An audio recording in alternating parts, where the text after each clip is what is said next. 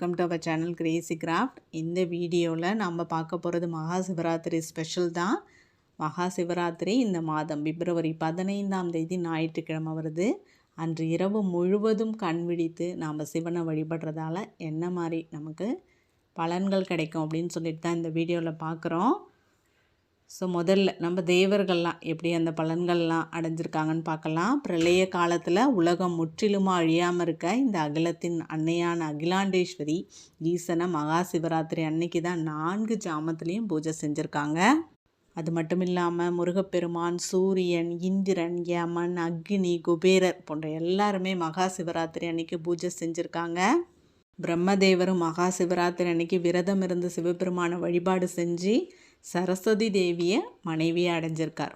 ஸ்ரீ மகாவிஷ்ணுவும் இந்த சிவராத்திரி விரதத்தை கடைபிடித்து சக்கராயுதத்தையும் பெற்று அத்தோட ஸ்ரீ மகாலட்சுமியும் மனைவியாக அடைய பெற்றார்.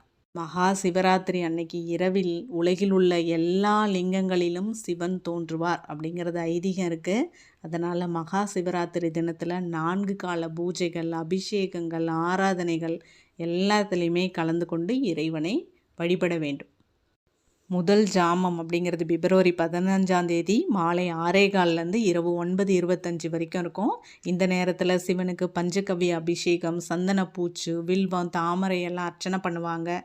பச்சை பயிறு நைவேத்தியம் பண்ணுவாங்க. அது மட்டும் இல்லாமல் ரிக்வேதம் பாராயணம் செய்யணும். இந்த நேரத்தில் பிப்ரவரி 15 இரவு 9:25 நள்ளிரவு 12:34 வரைக்கும் சர்க்கரை, பால், தயிர், நெய் கலந்த ரவை, பஞ்சாமிர்த அபிஷேகம், பச்சை கற்பூரம், பன்னீர் சேர்த்து அதை சாத்துதல், துளசி அலங்காரம் பண்ணுவாங்க, வில்வ அலங்காரம் பண்ணுவாங்க, பாயசம் நைவேத்தியம் பண்ணுவாங்க, யஜுர்வேதம் பாராயணம் செய்ய வேண்டும்.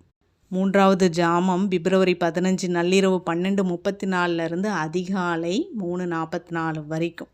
இந்த நேரத்தில் தேன் அபிஷேகம் பண்ணுவாங்க, பச்சை கற்பூரம் சாத்துவாங்க, வில்வ அர்ச்சனை, மல்லிகை அலங்காரம், எள்ளெண்ணம் நிவேதனம் பண்ணுவாங்க, சாமவேதம் பாராயணம் பண்ணணும்.